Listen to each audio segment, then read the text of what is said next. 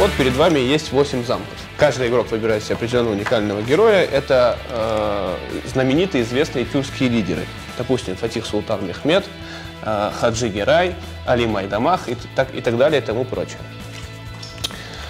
Что примечательно? Для каждого героя есть краткое описание на русском и на крымско-татарском языке. Это очень важно. Наша молодежь таким образом может, во-первых, изучать язык, а во-вторых, может узнать чуть больше про историю своего народа, историю своих предков.